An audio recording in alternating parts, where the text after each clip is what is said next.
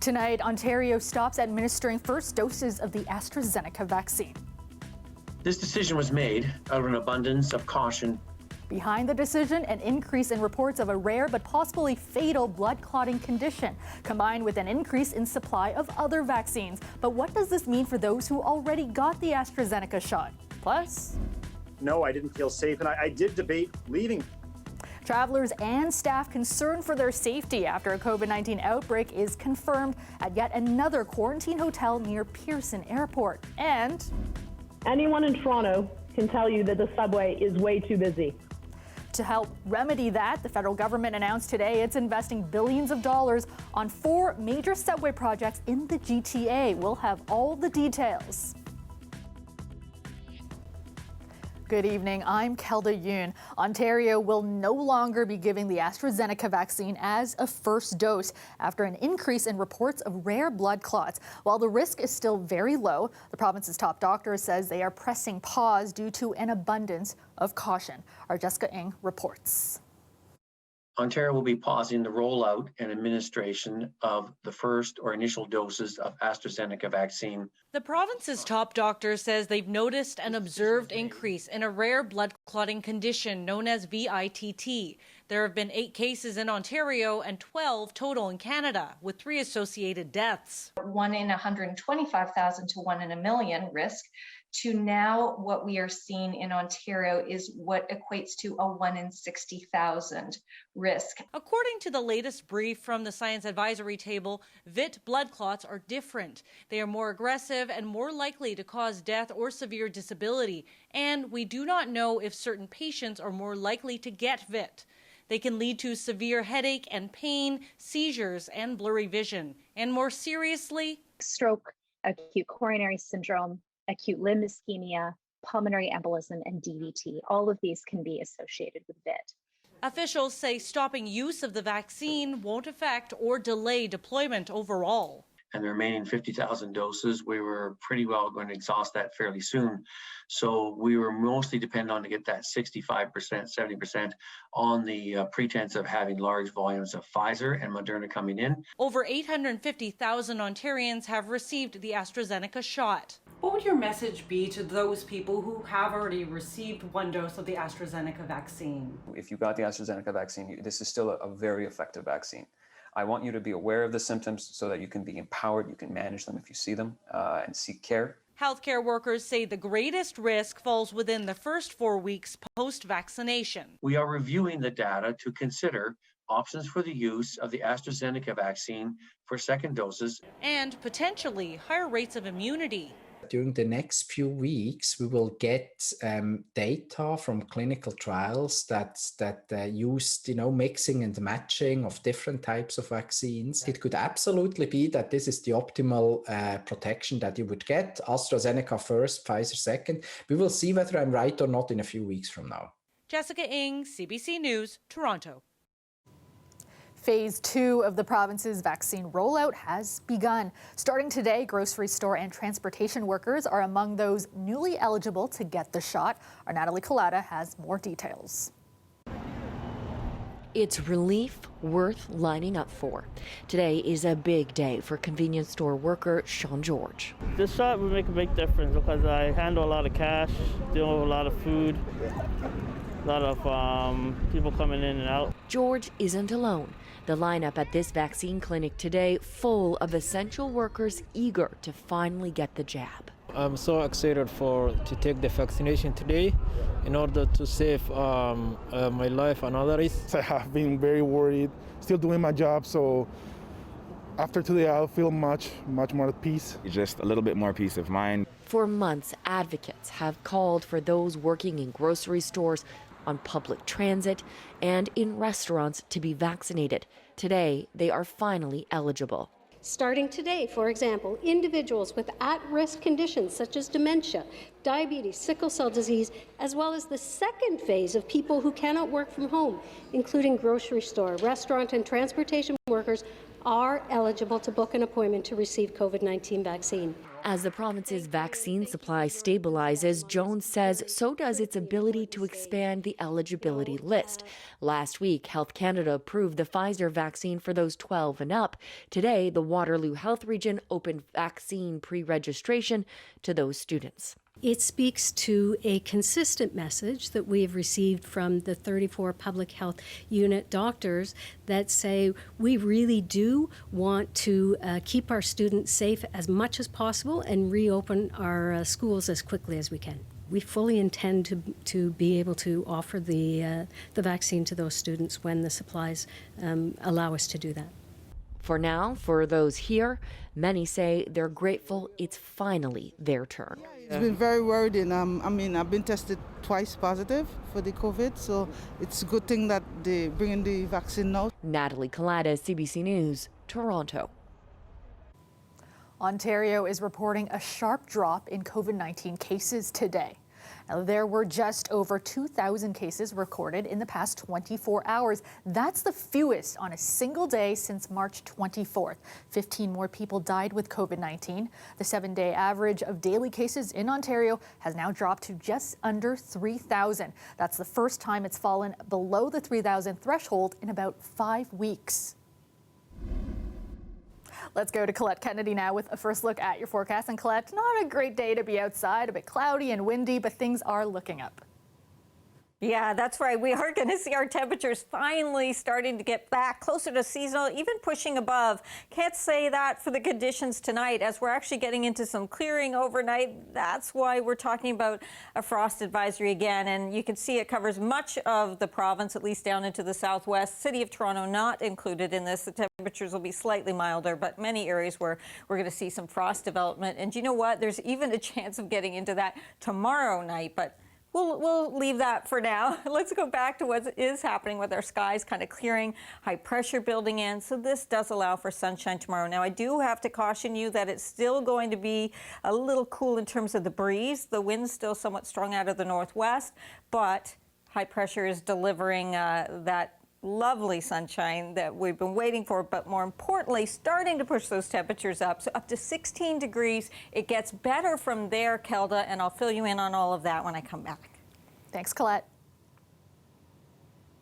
For the third time in recent weeks, there has been a COVID-19 outbreak at a quarantine hotel near Pearson Airport. Public health officials aren't saying how many cases have been reported, but the hotel has been partially closed.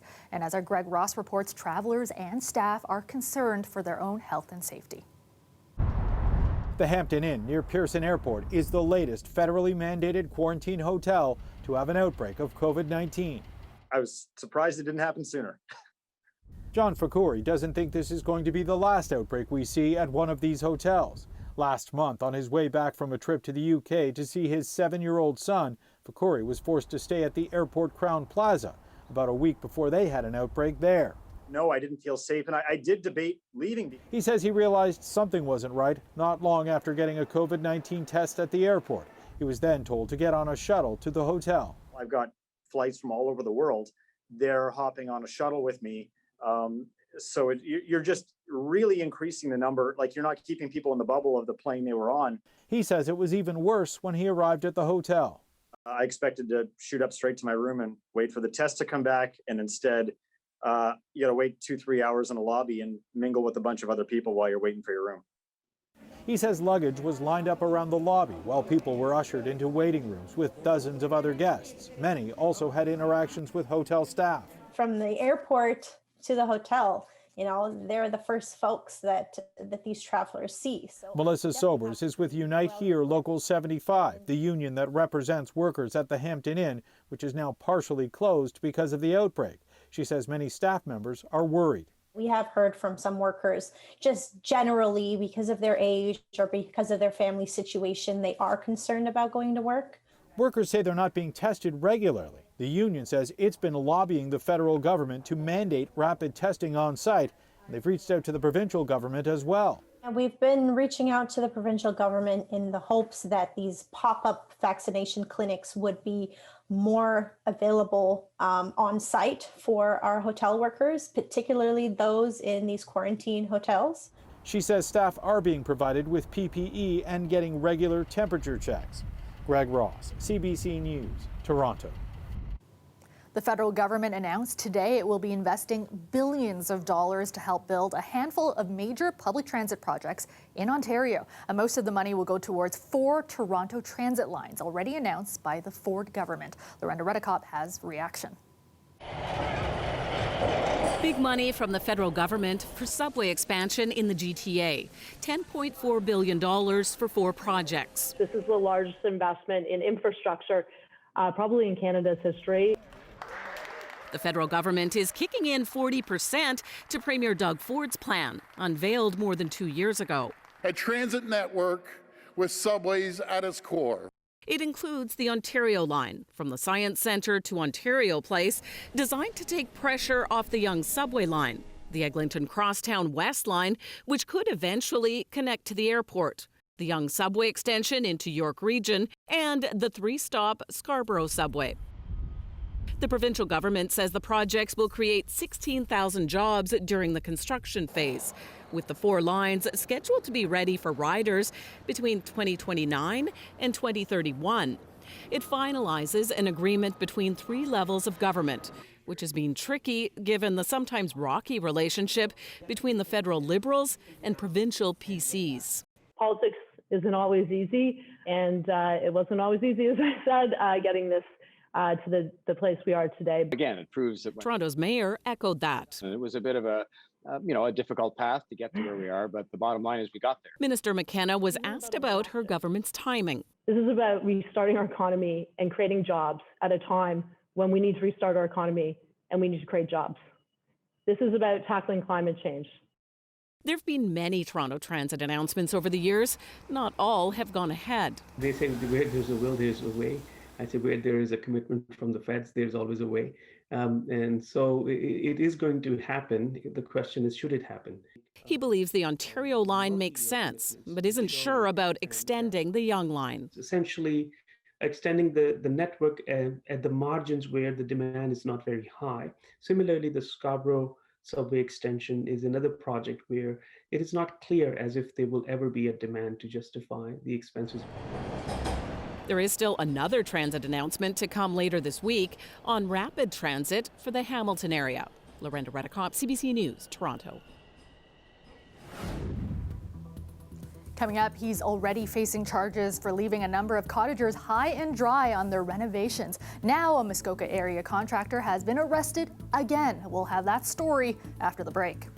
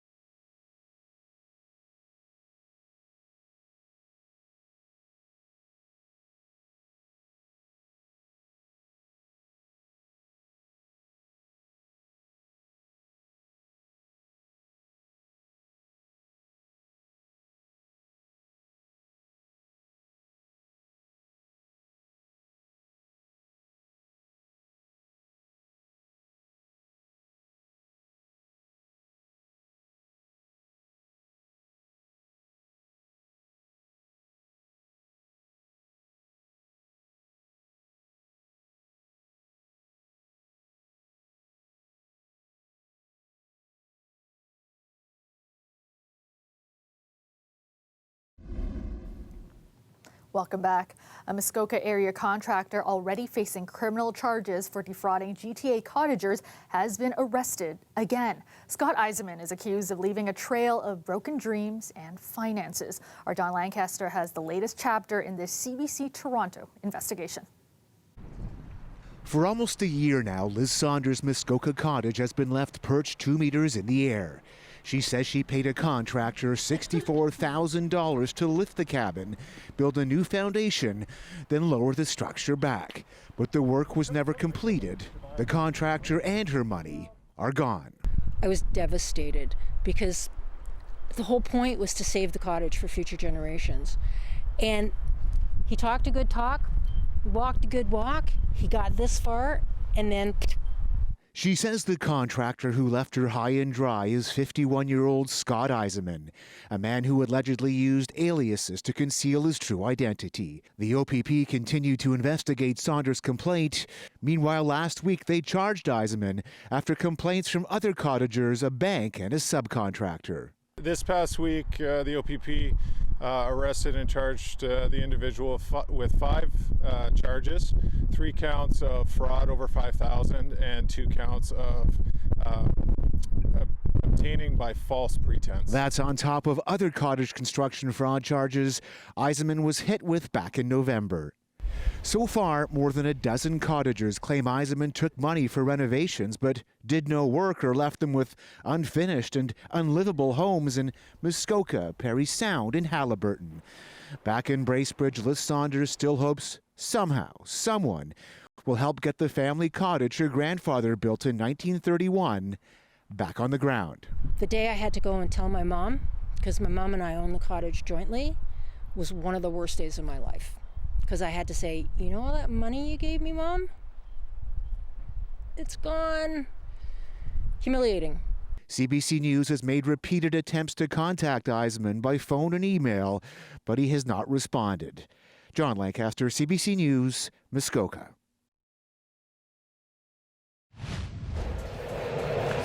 First pitch swinging and a base hit into left field. Davis in to score. The Blue Jays in Atlanta tonight, kicking off a 3-game series against the Braves. Atlanta took an early lead, but the Jays would pull ahead in the 8th and hold on for the win. They take this one 5-3. Game 2 goes tomorrow night. One that's got to prove that he can play in the Gary Trent Jr., the 3. And the Raptors hosting the LA Clippers, looking to snap a 3-game losing streak. But the Clippers led for much of the game and pulled away in the 4th. They win this one, 115-96. The Raps will head to Chicago to face the Bulls on Thursday. Toronto was officially eliminated from the playoffs last night for the first time since 2013. You're looking at a live shot of the Toronto skyline. Now, it's mostly clear this evening. Some more clouds will move in the overnight. Currently, it's pretty chilly out there, 6 degrees downtown. Let's go back to Colette now with a look at your extended forecast. And Colette, a cool one out there tonight. I'm sure many are glad to hear that temperatures will be rising as the week goes on. Yes, they will be. I can get behind this forecast as we're going to find things getting closer to seasonal norms once again. Not so much for the overnight tonight. We are talking about areas of frost development once again. And a few spots even tomorrow night that's going to be possible. But just know I showed you that advisory earlier in the show. High pressure is moving in, though, so a lot of sunshine for tomorrow. And then even after that, we'll have some mostly dry conditions. I'll walk you through all of that. But finally, those temperatures trending. I had cold on there or cool on there for several days, and now I was able to switch that up and we'll call it mild. So daytime temperatures, look at this, 6 a.m. this morning, Hamilton -1, got to point that one out. And then even into the afternoon, you know, there were some double digits, but many communities unable to get that temperature warmed up. And obviously some stray showers, still a few, everything's kind of clearing out, but lingering into eastern Ontario as we get that clearing, the cool night ahead, but it also brings on that sunshine for Wednesday, looking really good through the day, even tomorrow night, and that's that's why I've said there's still a chance we could see those temperatures really falling off. But into Thursday, sunshine again, yes, a few clouds, especially in the afternoon, but just enough instability here with some daytime heating. We could see just a few stray showers popping up. Nothing significant. You can see the model wants to put it to the west end of the GTA, or pushing off towards Norfolk County through these regions. But you know what? Not everyone's going to see this for sure, and I'm just keeping that percentage at about 30%, the risk there. Now, look at your temperatures tonight. Here you are, southwestern Ontario. Some cool readings here with some areas of frost. Tomorrow, sunshine's going to feel good. Breezy in the morning, then those winds will ease up a little bit. Areas of frost as well, kind of a range of temperatures we'll be seeing closer to the water, the downtown core, not quite as cool. That's why the City of Toronto not in the frost advisory. Still breezy tomorrow, but at least those temperatures picking up. And boy, are they ever, as we start to see Thursday through Sunday. We may take a run at 20 degrees, but I've got us at least in high teens from there on out. Gelda. Sounds good to me. Thanks so much, Colette. This weather update is brought to you by Train. For a limited time, take advantage of 36 equal payments and 0% financing. It's hard to stop a train. When we come back, using humor to break down anti-Asian stereotypes. They say laughter is the best medicine, so that's the closest thing for me becoming a doctor. So there you go, Mom and Dad. How comedians are embracing their culture through their craft, coming up.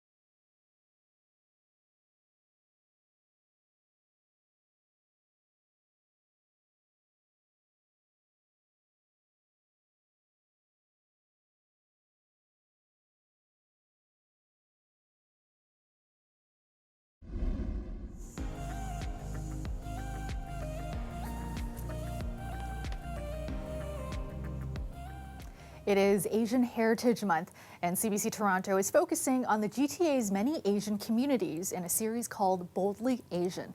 This week, we are putting a focus on Asians in the arts. I spoke with two stand-up comedians about how they are embracing their cultural identity in their craft and breaking down barriers through humor.